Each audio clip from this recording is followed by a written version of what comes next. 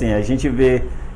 eu queria saber de você sobre esse impacto que ocorreu na pandemia. Ou como é que você... Eu fiquei observando que teve setores que cresceram na pandemia. Como é que foi para a alimentação para vocês? Para a alimentação, para mim na época não foi muito legal. Porque como a maioria dos meus clientes era de fora, que trabalhava, assim, escola, né? Eu tenho muito cliente de escola que é professor de fora. Sim. E reduziu, né? Reduziu as escolas, os ensinamentos, reduziu os atendimentos. Então, eu cheguei período de eu fechar. Mas aí o período eu fiquei só em entrega. Tempo? A gente ficou mais ou menos, eu creio que foi ano, não foi? A gente ficou foi um ano que ficou, né? Assim mesmo, bem fraquinho. Eu tive que dispensar funcionário. Caramba. Mas aí depois a gente foi voltando aos poucos. Quer dizer, e o que você atendia era de casa mesmo, né? Fazia em casa mesmo? Eu ia pra lá, mas porque eu não tinha como eu fechar, entregar, né? Exato. Aí a gente teve que conversar sobre aluguel, sobre tudo. Graças a Deus ela entendeu, todo mundo entendeu. Na verdade, depois, todo mundo foi impactado, tive que negociar, né? Água, essas coisas, parcelar. Mas deu tudo certo, a gente voltou, né? Graças a Deus está melhorando cada dia mais. Foi e aí de melhorar mais, mas foi frustrante, delicado. Foi muito, foi constrangimento mesmo para todo mundo, muita gente. Eu via, por exemplo... Teve gente, a gente ainda tem que levantar a mão para o céu, agradecer a Deus, que nós ainda estamos de pé. Com saúde, graças a Deus, né, não passou tão veloz, porque teve família, né, que foi um desastre total, né? Não, eu fiquei... Teve muita gente... próximo de mim mesmo, teve família que perdeu ente querido, assim, rápido demais. E teve gente que teve que fechar negócio, né? Fechar os negócios, exatamente. Com todas as dificuldades, a gente está aqui hoje contando da história de pé. Porque, assim, e aí é onde mora a grande questão, né, gente? Muitas pessoas que perderam, chegaram a perder, ficar inclusive sem renda mesmo. Sem renda, teve. Passar bons bocados, assim. Teve gente que foi morar na casa dos pais, voltar na casa de alguém, porque não tinha como se manter direito. E, assim... Foi um momento, e aí vão cá para nós, quem tem pequenos empreendimentos, não tem tanta reserva de caixa também, e aí na mesma hora acaba, e ainda mais o tempo, olha o tempo, foi mais de um ano. Foi mais de um ano, foi então mesmo. Ninguém tem um caixa para segurar um ano sem precisar de... e eu acho que isso aí também, eu não sei se despertou ainda nas pessoas,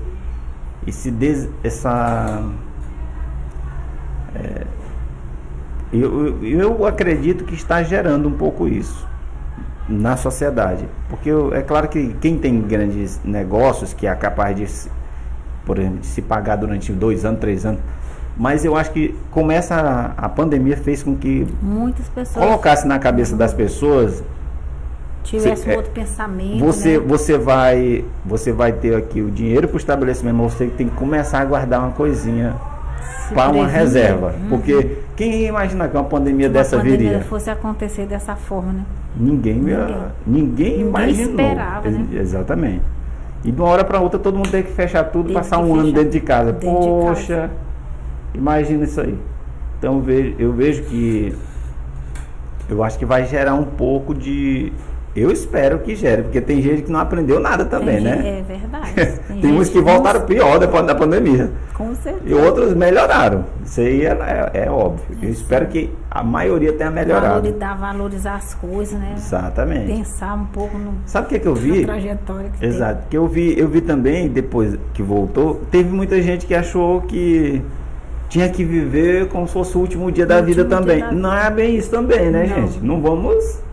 Eu vi gente, por exemplo, ir para festas depois que voltou né? Depois passou da pandemia, como se fosse a última festa que ela fosse dançar. Também não vamos. Não é para tanto. Não é para tanto. Às vezes não é nem para festa, para a pessoa mentalizar outro tipo de coisa, né? Porque ali acaba sendo um distúrbio na mente da pessoa. Isso. Então, às vezes a família, né? Às vezes a família está afastada muito um do outro, né? Exatamente. Se reunir, né? Exato. Porque só, às vezes, a família é assim, né? Ainda mais ser jovem, né? Chega em casa, bota uma roupinha e sai de novo, né? Exato. Chega de manhã, o pai levanta, o filho passa o dia dormindo, né? Não, eu vendo, voltando para o empreendedorismo, e eu queria até que você falasse um pouco disso. O Emanuel Gurgel, que é o dono da Mastruz com Leite, é o dono da São Zonsat, ele disse que teve uma vez, ele tem 4 filhas, né? E ele disse que passou um ano sem ver, porque ele chegava à noite, muito tarde, já estavam dormindo.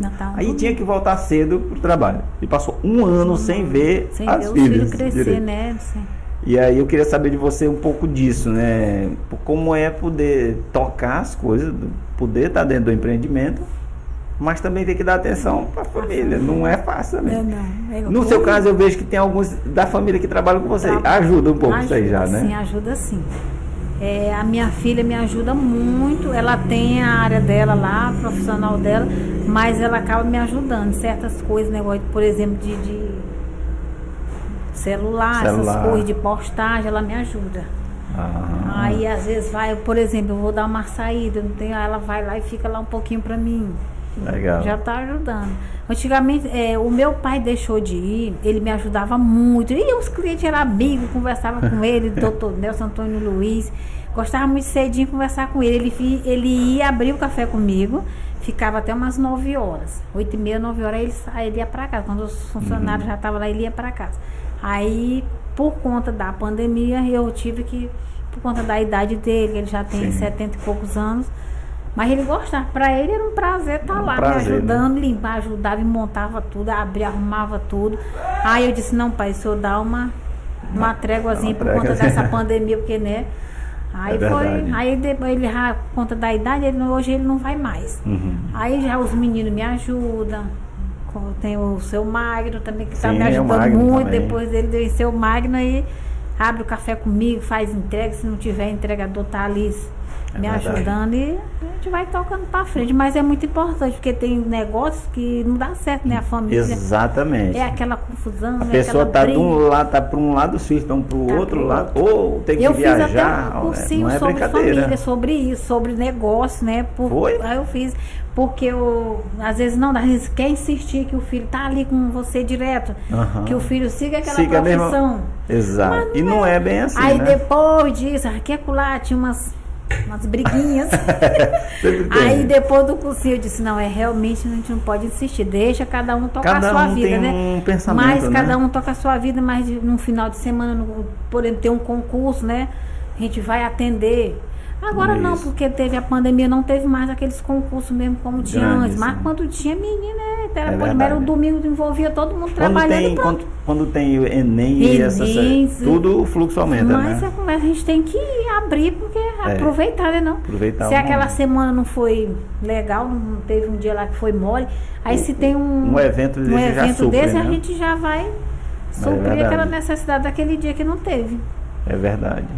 E não então, gente, o que a gente está percebendo é que é muito trabalho, muito trabalho. Muito trabalho mesmo. A pessoa pensa que chega lá, vai lá, toma seu café, uma pessoa é fácil. Compra, todo dia você tem que aquela correria de sair para fazer aquela compra. E às vezes não tem um lazer. Não, exatamente. Às vezes a gente quer estar no lugar, não pode, porque é um tem serviço. Um compromisso, né? É um serviço que requer muito da gente, a gente tem que estar lá direto. Exatamente, não requer pode. Ali uma presença, né? Tem que estar na presença. É a mesma coisa da minha atividade. A minha atividade não tem domingo, nem feriado. Radialista e repórter, né? Não para. Não pode parar. E aí você é de manhã, de tarde, à noite, qualquer hora. Viajar nem pensa. Pois é, e aí... Para viajar você tem que caçar uma pessoa e deixar lá. Deixar no lugar, porque senão... Não sai, não. Tem que haver muito planejamento. Muito planejamento. Nem todo mundo quer entender também. Nem todo mundo quer entender. Mas, Regina, eu quero aqui só uma coisa, a sua família também tem pessoas que moram na zona rural ou tudo da zona urbana aqui? Tem os da zona rural, assim, já ativo, assim, de distante, tem. Qual é o povoado para Cajazeiras? Cajazeiras é o segundo distrito ou é terceiro? É essa aqui que entra com pro baú. Ah, do primeiro distrito. Isso, eu tenho um tio lá, tenho uns parentes lá. Tia, tio, tem muito parente. Ah, muito bem. De vez em quando eu vi até a Tainara mandando um alô pra ele voltar lá. Esse final de semana eu fui lá no interior da minha família, que é o Paiol do Centro, lá para o mundo Buritibrava. Eu digo, o Magno que tem muito parente assim. Final de semana a gente gostar de Brejo São Félix. Sim, eu passei exatamente lá no Brejo. Pois é. Que lá no Brejo tem esse caso aqui dos três mortos. Tem no Bebedouro, que vai para Coelho Neto.